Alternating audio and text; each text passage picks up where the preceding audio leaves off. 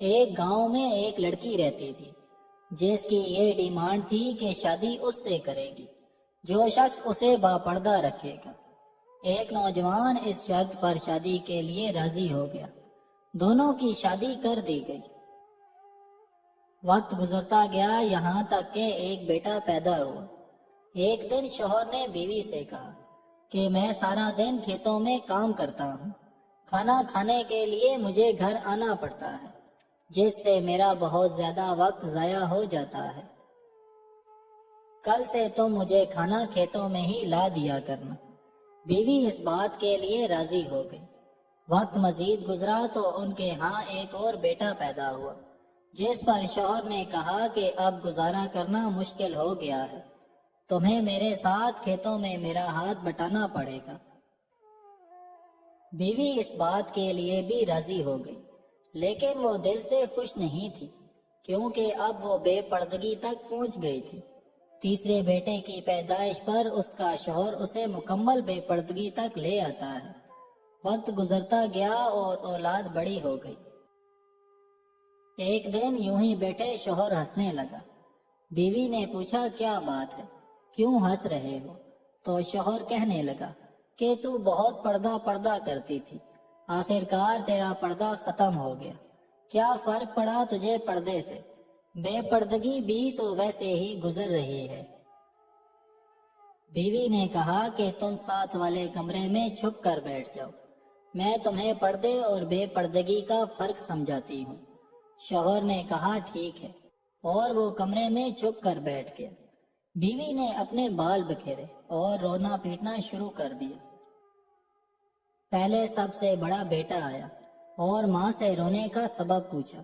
ماں نے کہا کہ تیرے باپ نے مجھے مارا ہے۔ بیٹے نے کہا تو کوئی بات نہیں، وہ آپ سے محبت بھی تو کرتا ہے، آپ کا خیال بھی رکھتا ہے۔ اس نے ماں کو سمجھایا اور چلا گیا۔ بیوی پھر سے رونے کی ایکٹنگ کرنے لگی اور دوسرے بیٹے کے آنے پر اسے بتانے لگی کہ تیرے باپ نے مجھے مارا ہے۔ بیٹے کو غصہ آ گیا، اس نے باپ کو برا بھلا کہا اور ماں کو سمجھا کر چلا گیا۔ اب تیسرا بیٹا گھر میں داخل ہوا تو بیوی پھر سے رونے لگی۔ چھوٹے بیٹے کے پوچھنے پر اس نے بتایا کہ تیرے باپ نے مجھے مارا ہے۔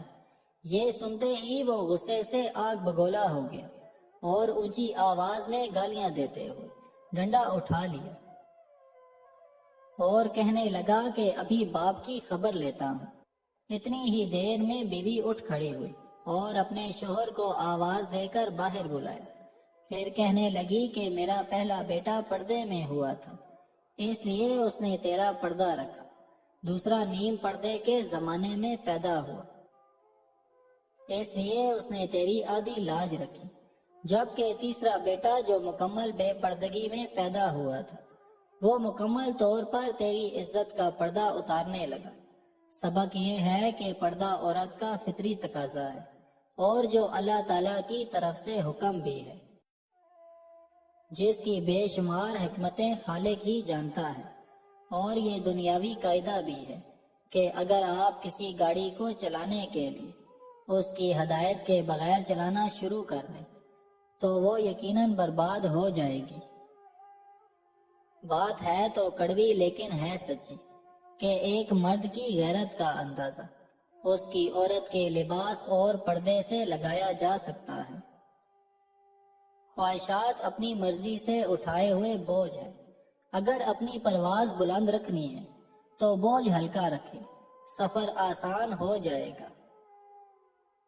اگر دل دکھانے پر بھی کوئی شخص آپ سے شکایت نہ کرے تو اس شخص سے زیادہ محبت آپ سے کوئی نہیں کر سکتا۔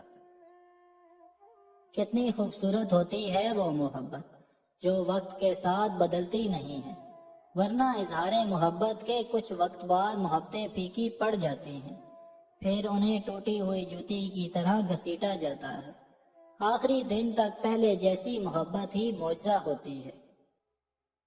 کہتے ہیں کہ بیوی کا غیر مناسب رویہ، بد زبانی اور شوہر کو اس کا مقام نہ دینا ہی شوہر کو جلد بوڑھا کر دیتا ہے۔ کوئی مکمل کسی دوسرے جیسا نہیں بن سکتا، اور بدلنا ضروری بھی نہیں ہے۔ ایک دوسرے کو سمجھنا ضروری ہے، ایک دوسرے کا احترام ضروری ہے، محبت ضروری ہے، اور سب سے بڑھ کر اعتماد ضروری ہے۔ جس مرد کو سچی محبت ہوگی وہ اس عورت کا ساتھ کبھی نہیں چھوڑے گا، چھوڑے گا تو مر جائے گا۔ غلطی نہ ہونے کے باوجود، سب ختم ہونے کے قریب ہونے کے باوجود، وہ اسے کھونے کے ڈر سے معافی مانگ لے گا۔ یہی اصل محبت کی علامت ہے۔ ایسا مرد ہیرا ہے اور ایسی عورت خوش نصیب ہے۔